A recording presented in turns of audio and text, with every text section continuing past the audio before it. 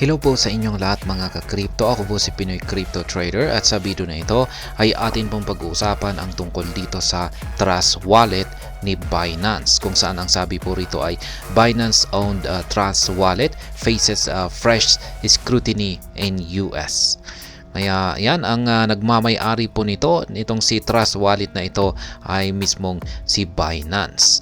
At ngayon ay ito po ay nakakaharap ng isang scrutiny or sinusuri po ito ng bansang US. Kaya mukhang dihado na rin itong si Trust Wallet. At ayan, bago po tayo magpatuloy ay nais ko lamang po munang bigyang linaw ang aking disclaimer kung saan ang nilalaman po ng video na ito ay hindi po ito isang financial advice. For education and information purposes lamang po ang layunin nito. Maliban po dito ay nais ko na rin pong magbigay babala na wala pong kahit anumang group chat ang Pinoy Crypto Trader. Yan, ang sabi po rito ay a US federal agency is investigating a security vulnerability in Binance-owned Trust Wallet that could potentially lead to financial losses. Ayan. Ang US federal agency daw po ay masusing iniimbestigahan ang security vulnerability. Yan, or parang butas sa security system ng Binance Trust Wallet. Kasi yung vulnerability na ito ay posible raw po itong magresulta sa pagkawala ng mga funds dito sa Trust Wallet. The National Institute of Standards and Technology or NIST, a unit of the US Department of Commerce, is currently probing Binance-owned Trust Wallet over a potential security vulnerability. Kaya yan ang nag-iimbestiga po or nag-oobserba or nag-i-examine dito sa Trust Wallet ni Binance ay ang NIST. Yan, the National Institute of Standards and Technology.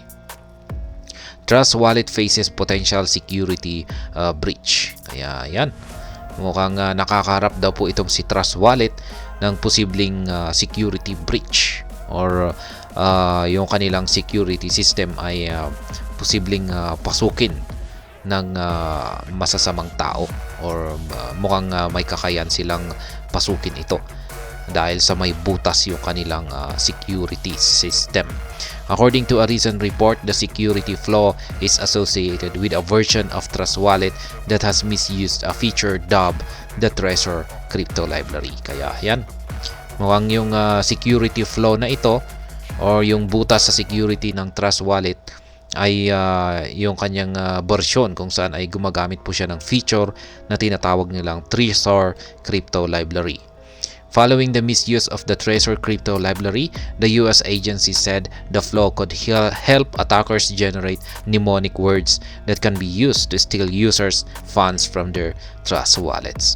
Kaya ayan, ayon daw po sa US agency, ay pwede raw po nilang gamitin ito, ang Trezor Crypto Library na ito, para mag-generate ng mga mnemonic words na siya po nilang pwedeng gamitin para nakawin yung laman or yung mga funds ng mga users ng Trust Wallets. Explaining in detail, NIST pointed out that an attacker can leverage the flaw to create mnemonic words within a specific time frame systematically. Afterward, these mnemonic words can be linked to a particular address to access and steal its crypto holdings. Kaya yan, sa madaling salita ay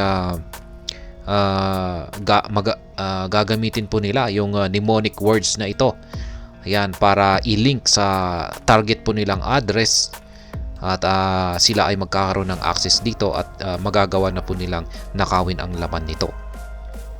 NIST indicated that a similar security flaw was previously exploited in July 2023, causing huge losses to investors.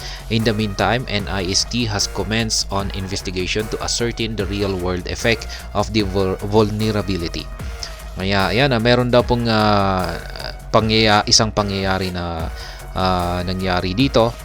Ayan, gamit ang exploit na ito noong July 2023, kung saan ay meron pong mga investors or users ni Trust Wallet ang nawalan ng malaking funds sa wallet na ito. Ayan. Additionally, the agency included the Trust Wallet Flow and database established for documenting all security issues that are capable of causing financial losses. Prior security breaches. Launched in November 2017, Trust Wallet has encountered a series of security incidents leading to the loss of users' funds. Despite Binance acquiring the wallet in 2018, the crypto storage provider has continued to encounter several security breaches. In a series of tweets last year, Trust Wallet confirmed that one of its users was hacked to the tune of $4 million. Kaya yan, nag-umpisa po itong si Trust Wallet noong November 2017 at marami na raw po siyang naranasan or naengkwentro na mga security breaches or incidents kung saan ay marami pong mga users ang nawalan ng funds dito. Ngayon, nung binili po ito ni Binance noong 2018 ay ganun pa rin. Nagpatuloy daw pa rin yung mga security breaches nito at kung saan ay meron pang isang user na nahack raw at nawalan ng $4 million. According to Trust Wallet, the funds were stolen by an Italian-based criminal organization through a social engineering attack. Popular gaming project Webbubbers. Ayan, the victim of the hack explained that the attackers stole the funds by merely snapping the wallet's balance without gaining access to its seed phrases and passwords. The incident raised concerns regarding the safety of Trust Wallet. Ayan, ang laki po ng nawalan dito sa user na ito, $4 million. Ang may kagagawan daw po nito ay isang Italian-based na criminal na organization. Ayan, marami po sila. Isang organization po yan. At yung pamamaraan po nila sa pag-hack ay isa raw social engineering na attack. Kaya, ayan, nakakatakot yan at nakakabahala yung itong si Trust Wallet. Kaya ngayon ay yan po ang ginagawa ng US agency. Talagang sinusuri nila ito at ini-examine po talaga nila ito kung safe ba talaga itong gamitin. At ayun, hanggang dito na lamang po tayo sa video na ito. Sana po ay inyong nagustuhan ang aking paliwanag dito.